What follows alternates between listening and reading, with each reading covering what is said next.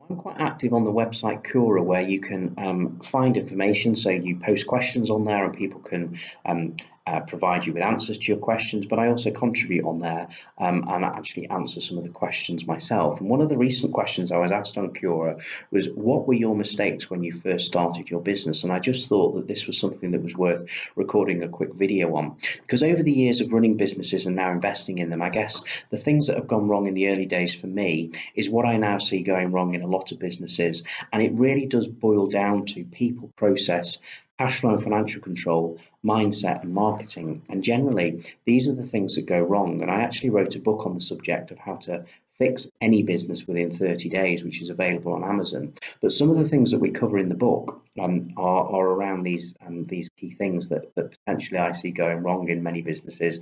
And they're perhaps some of the things that I got wrong in the early days when I first started my recruitment business. So looking at those, so if you hire the wrong people, or even if you hire the right people, but you don't give them the right tools, resources, or motivation to do the job, this can cause problems. I guess the holy grail, as I see it, is when you're running a business, you want to make yourself redundant from that business as an owner, so that it runs effectively whether you're there or not. You need to be, when running a business, be working on your business, not in it. And if you're too consumed in the day-to-day, it's not going to grow much and you'll become too reliant upon you. It also works against you when you want to try and sell a business. If you're very much involved in the day-to-day operation, it will be much harder to sell. So if you take Sir Richard Branson as an example, do you think his businesses still function if he doesn't show up? Of course they do, because he's a master at recruiting the best people to run his businesses. And for me, this is what sets uber successful companies from poor ones, is the owner's ability to bring the right people to the table. Looking at process, well, if you've got the wrong sales, operation, or manufacturing processes in place, your business won't grow. Cash flow, understanding cash flow is probably one of the biggest learning curves that I had, and distinguishing that from profit. I gave an example in my book and in recent blog posts that I've put about a company that I was going to invest in that sold training globally. They had a 5 million revenue company that was making about 800k profit.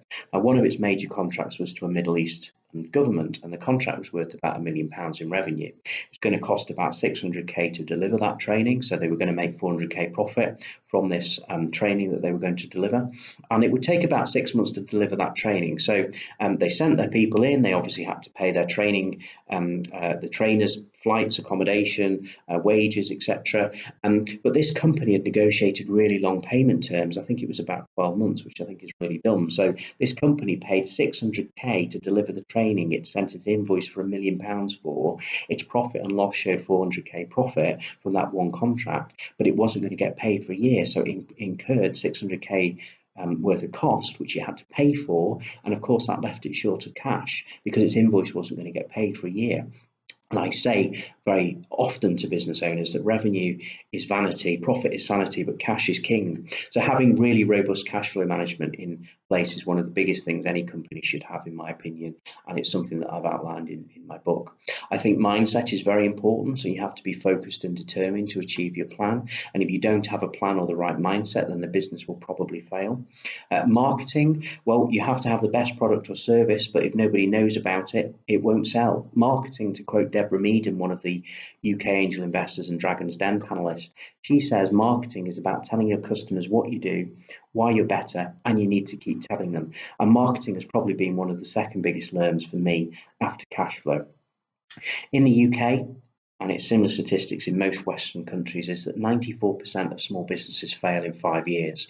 Only 1% reach $1 million in revenue, and only 1% of them will reach 10 million in revenue. So of 10,000 businesses, only 600 are still going after 5 years, only 100 make more than $1 million in revenue, and only one in that 10,000 makes 10 million in revenue. And that's revenue, not profit. I mean, the profit figures are even more shocking.